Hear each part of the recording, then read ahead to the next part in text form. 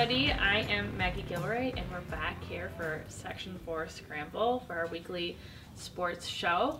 This is Andrew Laguerre. We've got Rob Santorani and Kevin Stevens here to talk about sports. So what did you guys see this week?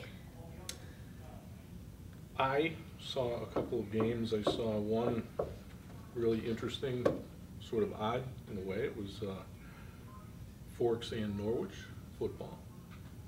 Norwich scores first, leads until at Forks, leads until the final play of the first quarter. Looked like it was shaping up to be a hell of a game, and then, well, didn't Forks go ahead and score 42 straight, and it wasn't so much a great game. It was Forks rushing the football effectively. Big sophomore, particularly effective.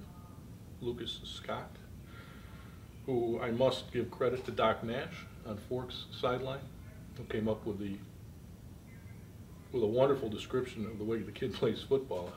He just said, Larry Zonka, and he couldn't have been more accurate. Syracuse boy. Syracuse, just a bull, invites contact, doesn't run away from it, and that's kind of what this kid is like. Mm-hmm. Anyway, the night before I saw 45-41 Corning and Endicott. 9 touchdowns of 48 or more yards, 6 of them 60 or more. Defense optional. Football is not my thing, but who am I? Hey, last Friday I saw Owego at Windsor. Windsor's first game on its new turf field. Owego won that game 21-6. You know, you hear coaches say every once in a while, you know, football games are decided by 3 or 4 plays. And most of the time I don't agree with it. I think there are a lot more plays that go into it than that. Yeah. But, you know, this one was one of those games. Owego had 2 second quarter scoring drives where they needed to convert 2 fourth down plays on each.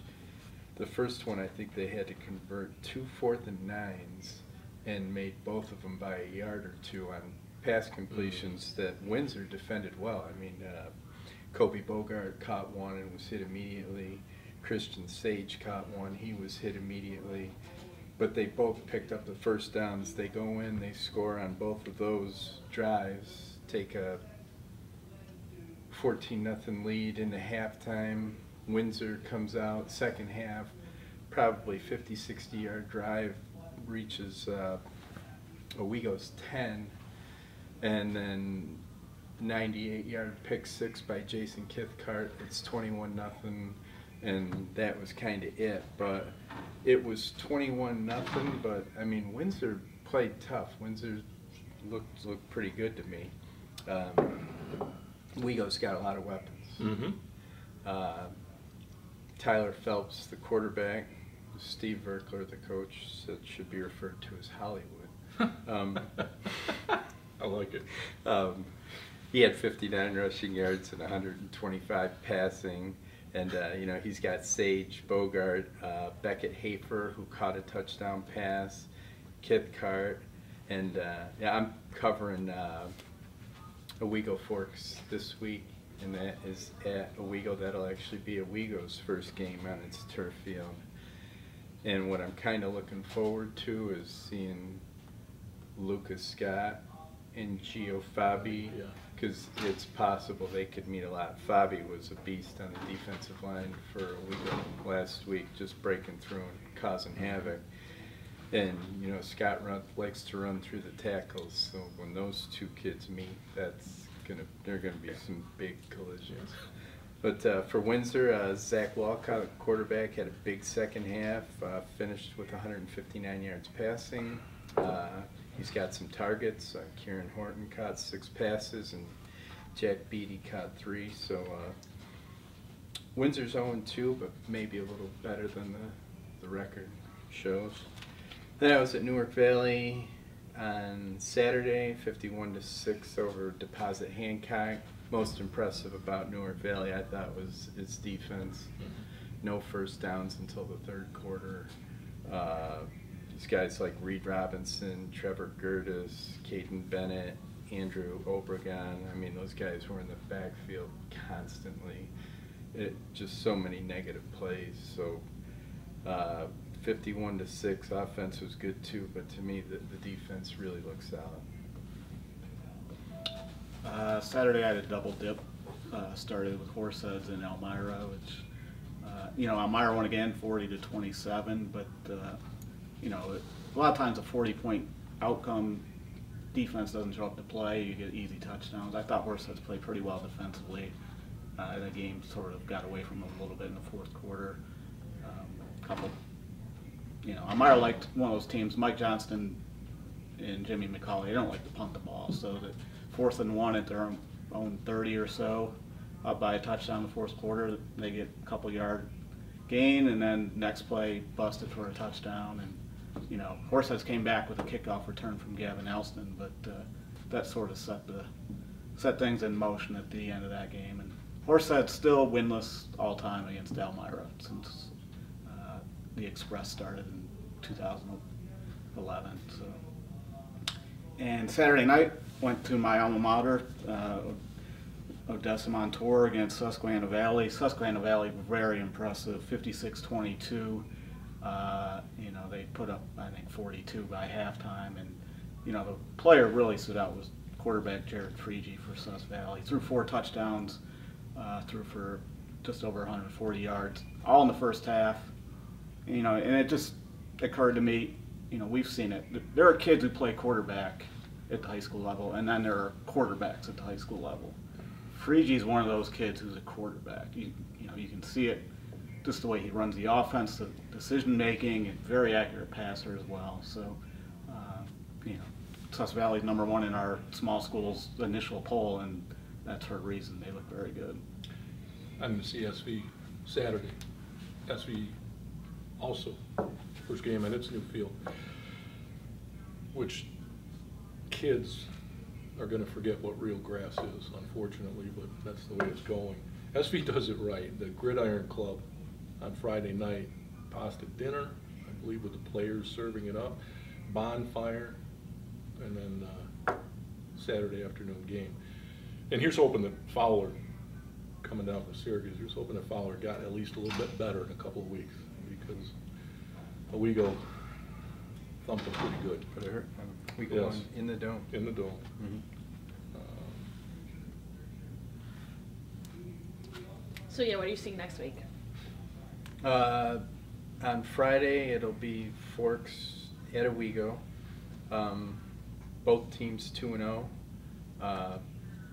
Not that I care about state rankings, but I'll throw it out. They're both ranked in the state. Forks is #1 in Class B. I think Owego's number 24.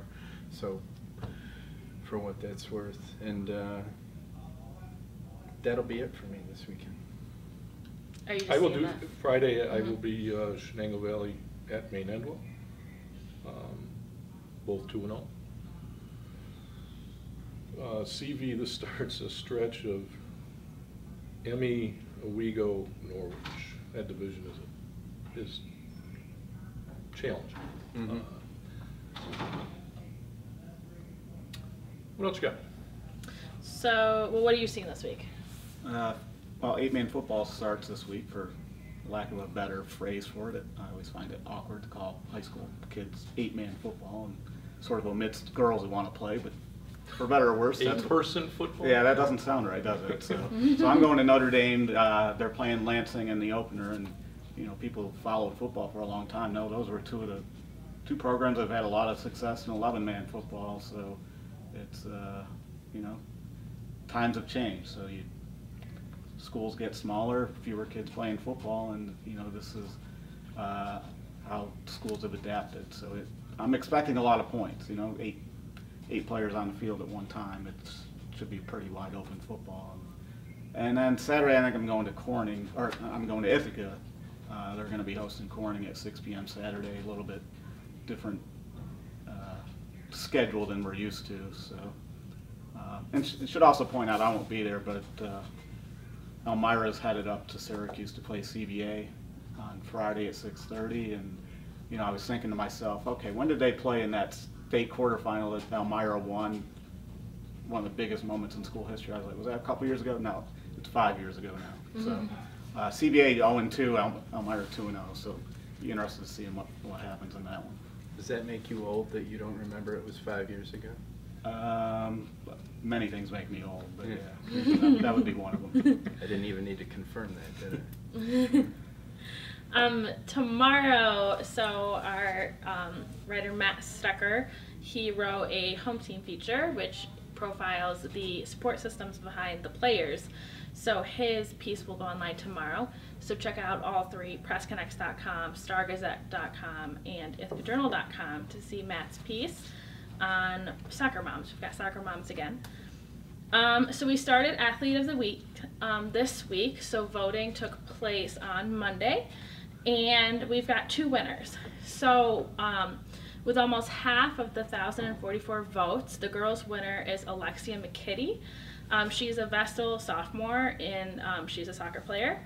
Last week, she scored the lone goal in the Golden Bears' 1-0 overtime victory against Maine Endwell, and we will have a video up about her and also later on in this program. So do you guys have anything to say about Alexia? Have you seen her games?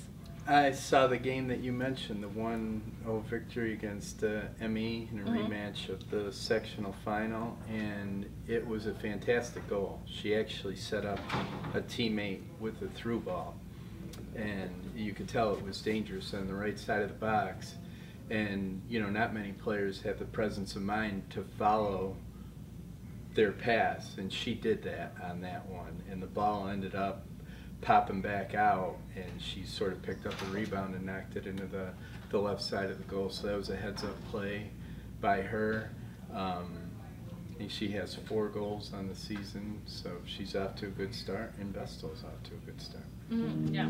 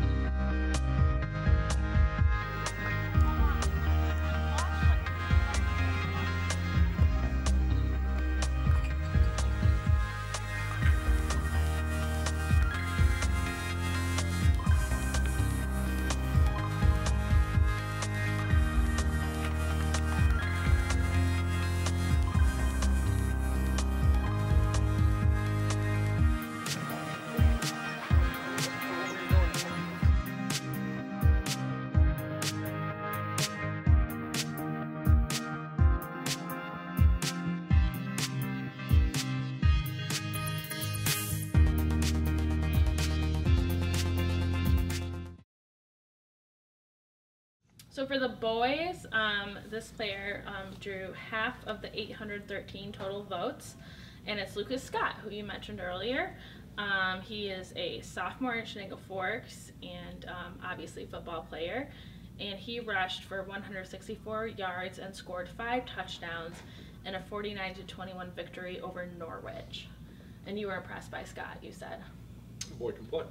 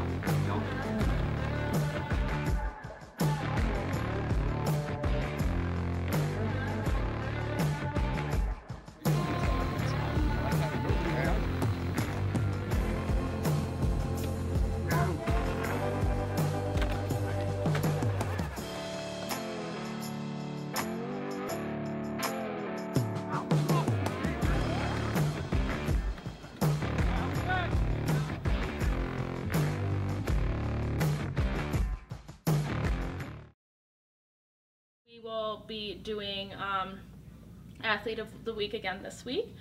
So remember to send your nominations anytime for Boys and Girls Athletes of the Week to bgmsports@gannett.com. And remember to include the athlete's name, school, and why you think that person should be our Athlete of the Week. And send it this weekend, and then voting is Monday. And I think that's all we've got for any final thoughts, concluding thoughts as we head into the weekend. I would like to know, Robert was on the tweeter yesterday, sent out a photo of some bird about the size of a small sedan. Have you identified the bird? Like a pterodactyl. Yeah, like one of those. Yeah, yeah. It was, Think it was? It was scary. I don't know. It was just sitting on a branch, and I was like, man, that thing is mammoth. So. Is that in your yard? Right across the street from my yard. Yeah. A pterodactyl? I think it was. Wow. Yeah, I'd have to get closer to Yeah. confirm, but. But You've had a bear in your yard too. According to one of my neighbors. Right. I didn't actually see the bear, but I was told I had a bear. Why are you doubting one of your neighbors? Probably lied to me at some point. One other thing I did want to mention, I got a chance to see some other sports, and 3 quick teams. Ithaca girls soccer beat Horseheads, which, you know, my niece Emily plays for Horseheads. Like, I can't really condone that type of behavior, but, you know, Ithaca unbeaten with that win. And then Owego volleyball just keeps on rolling along. I got to see them down in Elmira, which unfortunately lost, you know, Morgan Gentile to a broken foot. A lot of you know her from basketball, but she'll be back for hoops, thankfully. But they look typically Owego volleyball, and then Waverly girls soccer last night, 4-0 over Notre Dame, and I think, you know, Waverly Forks Class B sectional game maybe on the horizon again this year. So. Yeah, I saw Shenango Forks, Shenango Valley girls soccer last night, 4-0 Forks win. Forks looked pretty dominant, and 3-time defending Section 4 Class B champions. They won the state title 2 years ago. A lot of impressive kids, Lauren Ashman, Emma Bow, Aubrey Bow, Sophie Rusnick, Lexi Bartlow, Robin Confer. I mean, they just got athletes all over the field. They look very good to me. And an apology to a Shenango Valley player. They had a sweeper last night who did a tremendous job. I mean, she really frustrated the Forks kids.